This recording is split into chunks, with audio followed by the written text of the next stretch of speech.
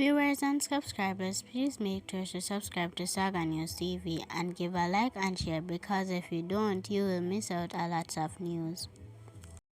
A violent fish market dispute in Olaba Bay that spilled into a police station has ended with fish vendor Abigail Morgan walk free after mediation. The case was dismissed in the St. Catherine Parish Court on July 29 after the complainant agreed to accept $500,000 in compensation to be paid in installments starting in October. Acting Senior Parish Court Judge Janelle Nelson Gale accepted the settlement and the Crown offered no evidence. Morgan pleaded guilty to possession of an offensive weapon and was fined $4,000 or 30 days imprisonment. The incident happened on June 17 when Morgan and the complainant argued over fish steal at the Olaba Fishing Beach. The complainant went to the police station to report the matter, but was stabbed in the upper body by Morgan inside the station. He was admitted to the Spanish Town Hospital for several weeks. Morgan was arrested and charged with owning with intent. She was represented by attorney at law Richard Lynch. A court date has been finalized for a 44-year-old carpenter, Dwayne Forbes, otherwise called Craig, who has been charged with the July 19 shooting death of 29-year-old Niga Cole in Kingston 11. Forbes of Liquor King Street, Kingston 14, is also charged with possession of a prohibited weapon and unauthorized possession of ammunition and using a firearm to commit a felony. Reports from the Denham Town Police are that at about 5:20 a.m., Forbes was among men who allegedly went to Cole's home on Christopher Road and told him to open the door. Upon entering, the man reportedly opened gunfire hitting Cole in the upper body before escaping. The police were called and Cole was taken to hospital where he was pronounced dead.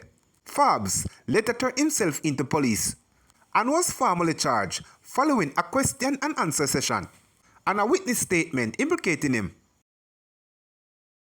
The Bagwag police in St. Catherine are investigating the death of an engineer who drowned in the Rare Cobre.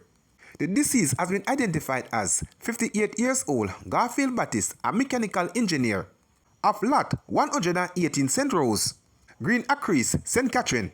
Reports are that about 7:45 a.m. on July 30, Battis was traveling along the Bagwag Gorge when he reportedly lost control of his vehicle and ran off the road. The vehicle plunged into the Rare Cobre, where Battis is suspected to have encountered difficulty and drowned. His body was later removed from the water and taken to a funeral home for storage, pending a post-mortem examination. Detectives assigned to the St. Catherine North Police Division have charged 25-year-old Siobhan Dudu McBean with the stabbing death of a man at a wake over the weekend. McBean, who also goes by Mongoose, is charged with the murder of Kevin Robinson, otherwise called Meggie, 25, a laborer of Williamsfield District, Riversdale, St. Catherine. Reports are that about 1 a.m. on July 26, Robinson was at the wake in Williamsfield when an altercation started between him and McBean. It is reported that during the altercation, McBean allegedly brandished a knife and stabbed Robinson 3 times in the chest. Robinson was assisted to hospital where he was pronounced dead, and an investigation was launched, resulting in McBean arrested. He was charged after a question and answer session in the presence of his attorney. A court date has been finalized for his appearance. A St. Catherine truck driver accused of stealing goods worth over $335,000 from his employer was freed after the Crown offered no evidence in court on Tuesday. Andrew Amos, 47, was charged with larceny as a servant. The clerk could agree with the defense that the case would be difficult to prove, and acting Senior Parish Court Judge Janelle Nelson Gale ruled that Amos had no case to answer. A case arose from incident between January 28 and February 28, 2025, when Amos allegedly failed to deliver goods to customers and give no satisfactory explanation for the missing items. Police investigated and charged him.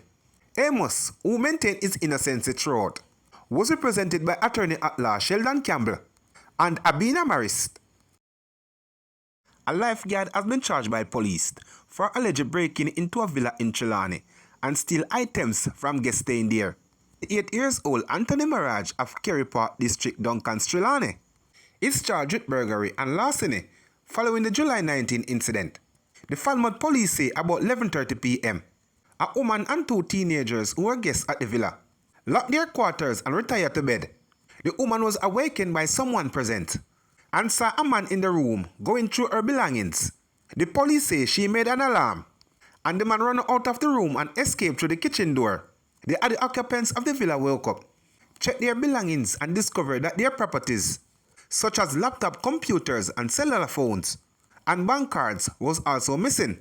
A report was made to the police and an investigation was launched. During the investigation, closed-circuit television CCTV footage was viewed, reported to show Morgan as the suspect. He then turned himself into the police, after which he was charged. A St. Thomas man has been arrested and charged after allegedly filing a false missing person report in an attempt to steal a motor vehicle in St. Andrew on Saturday, July 12. The accused has been identified as 29 years old Ocean Allen, otherwise called Alkaline, of Bath District, St. Thomas. According to the St. Thomas Criminal Investigation Branch, Allen had arranged to rent a Toyota Axia motor car from a co-worker. He made an initial deposit on the rental cost and agreed to pay the balance at a later date.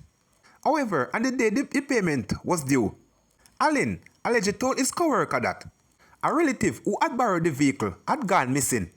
He then filed a missing person and stolen motor vehicle report at the Morant Bay police station. Investigators later revealed that the photo and identity provided for the supposed missing person were fake. Police say Allen eventually admitted to give a false report and lead investigators to the vehicle location, where it was found partially stripped. Missing parts were later recovered by the police. Allen was formally charged on Tuesday with creating public mischief and larceny of motor vehicle. Investigations are ongoing.